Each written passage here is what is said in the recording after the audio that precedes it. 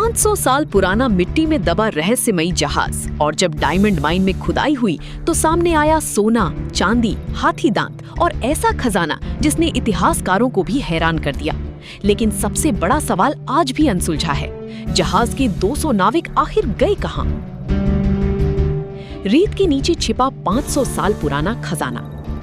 Namibia के Atlantic तट पर स्थित ओरांजेमुंड के पास एक हीरे की खदान में सामान्य खनन कार्य चल रहा था, लेकिन खुदाई के दौरान मजदूरों को लकड़ी की पुरानी अवशेष दिखाई दिए। जांच हुई तो पता चला कि ये कोई साधारण मलबा नहीं, बल्कि लगभग 500 साल पुराना पुर्तगाली जहाज बोम जीसस था। इतिहासकारों के अनुसार ये जहाज 7 मार्च 1533 को पुर्तगाल की राजधानी लिस्बन से भारत के लिए रवाना हुआ था, लेकिन ये कभी अपनी मंजिल तक नहीं पहुंच सका।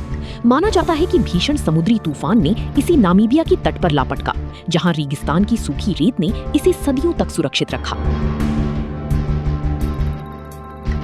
जब जहाज की तलाशी ली गई तो उसमें से 2000 से ज्यादा सोने चांदी के सिक्के, लगभग 17 टन वजनी 1845 तांबे की सिल्लियां, 105 हाथी दांत और सोने सहित कई कीमती वस्तुएं बरामद हुई। ये खोज पुर्तगाली साम्राज्य की व्यापारिक नेटवर्क और 16वीं सदी की समुद्री व्यापार की अनमोल झलक पेश करती है।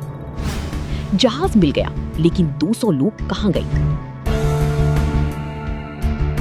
इस खोज ने इतिहास के कई राज खोल दिए, लेकिन एक सबसे बड़ा रहस्य अब भी कायम है। जहाज पर करीब 200 नाविक और यात्री सवार थे। हैरानी की बात यह है कि जहाज का खजाना तो मिल गया, लेकिन एक भी इंसानी कंकाल या अवशेष नहीं मिला। क्या सभी लोग समुद्र में डूब गए थे, या फिर वे किसी तरह किनारे तक पहुंची और नामीबिया के कठोर रेगिस्तान में भटककर अपनी जान गंवा बैठी? इसका जवाब आज तक किसी के पास नहीं है। यही वजह है कि बोम जीसस सिर्फ एक जहाज नहीं, बल्कि इतिहास का ऐसा रहस्य बन चुका है जो आज भी दुनिया भर की पुरातत्वविदों और इतिहासकारों को अपनी ओर खींच रहा है।